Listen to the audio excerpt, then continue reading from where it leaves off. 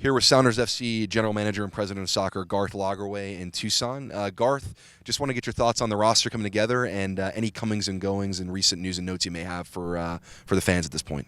Sure. We let three guys go from camp. Anthony Wallace, left back that was a trialist, was most recently with New York.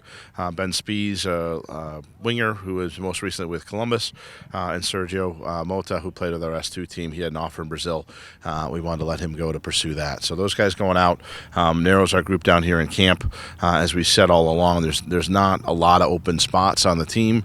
We'll wind up with probably 28 guys on the roster. So still have some decisions to make, particularly at the center back position. And that will have, depending on whether or not we go with 5 or 6 guys there, it impacts the number of midfielders we keep and potentially the number of forwards that we keep. But again, we're narrowing in. I'd say there's maybe 2 or 3 more decisions left to be made over the next couple of weeks, and that's a good thing because Champions League is now less than 3 weeks away. So we're getting ready, getting the group focused and all heading in the same direction. Those are the outgoings you mentioned. I know there are certainly some trialists in camp. Do you think anybody who hasn't yet signed a Sounders contract, who isn't still under contract, might be bringing some new guy, actually signing somebody who's trialing here? Yes. Yeah, I would anticipate that we will sign at least one person who's out here who's not under contract. Any idea on the timing on that?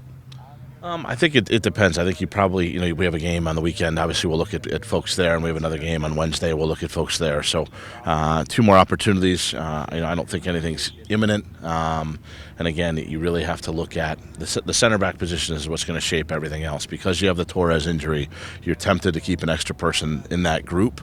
And if you do that, then it takes away very likely a younger player from another position. So you just have to balance those things and figure out what gives you the best group and gives you the best chance to win while still hopefully developing guys for the long term.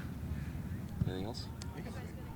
Just looking ahead to those Portland and Celaya games, obviously a little bit different. One a traditional Cascadia rival, the other maybe gives you a little bit of a look at Champions League. Just thoughts on those games, and like you said, short runway now to February 23rd. Yeah, I'm not worried about results either way. We're going to split the group, I think, a little bit against Portland, so I don't think you'll see full-strength team either way for them or us. But it'll be a very good exercise with Portland. The game's always spirited. Obviously, they're the defending champs, and our guys will have a little bit extra to play for.